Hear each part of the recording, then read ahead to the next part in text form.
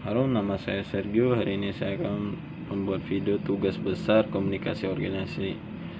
Yaitu tugasnya itu adalah ada 4 pertanyaan. Yang pertama itu, apa menurut komunikasi organisasi? Menurut saya pribadi, komunikasi organisasi merupakan suatu komunikasi yang membahas suatu perusahaan maupun instansi pemerintah maupun yang berkaitan tentang permasalahan yang ada di masyarakat maupun keluhan yang ada di masyarakat, hingga memberikan suatu solusi yang ada di masyarakat itu sendiri. Dan biasa komunikasi organisasi ini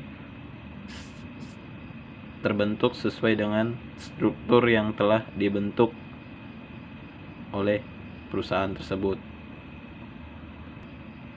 Pertanyaan yang kedua itu, selama saya belajar tentang komunikasi organisasi itu apa saja? Jadi yang saya pelajari tentang komunikasi organisasi itu sebenarnya banyak.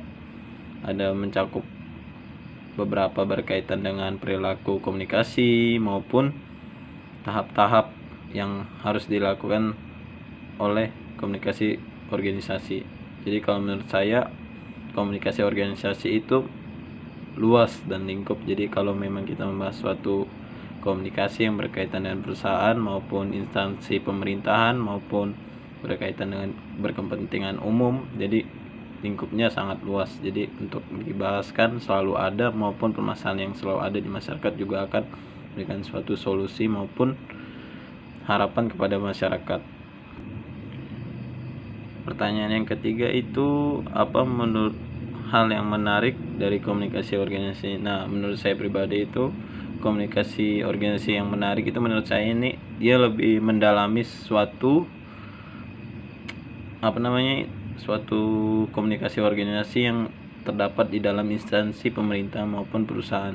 Jadi setiap komunikasi maupun manajemen suatu perusahaan akan terbentuk atau ditentukan maupun diterapkan sesuai dengan yang telah ditentukan. Nah, menurut saya yang menarik itu adalah cara bedanya lah, cara membentuknya lah. Jadi kalau menurut saya sendiri itu, komunikasi organisasi itu dia memang detail.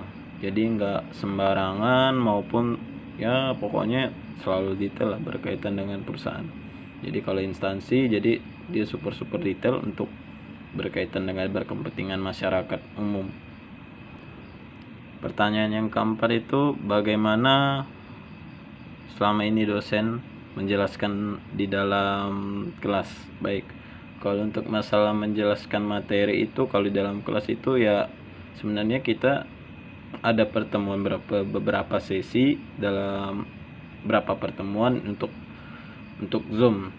Jadi kita itu dosennya ini lebih ke Zoom ya kalau untuk masalah komunikasi organisasi. Namun kalau sejauh ini yang saya pelajari, yang dosen ajarkan pada komunikasi organisasi ini, kalau untuk dosen itu memang dia lebih memfokuskan kepada mahasiswanya, pada pelajarnya, agar lebih mendetail tentang materi yang berkaitan dengan komunikasi organisasi. Jadi kalau menurut saya itu dosennya cukup baik dan respon, dan lebih baiknya lagi itu dosennya itu tepat waktu kalau memberikan tugas. Jadi kalau memang tugas itu ya tidak memberikan kesulitan kepada mahasiswa, jadi mempermudahkan mahasiswa.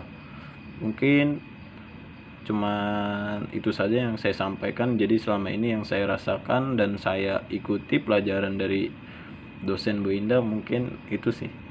Saya ucapin terima kasih sih Bu Indah telah memberikan materi yang mudah serta mudah dipelajari, bahkan materi-materi yang diberikan secara online dan diberi melalui website online. Oke, sekian ya Bu, terima kasih.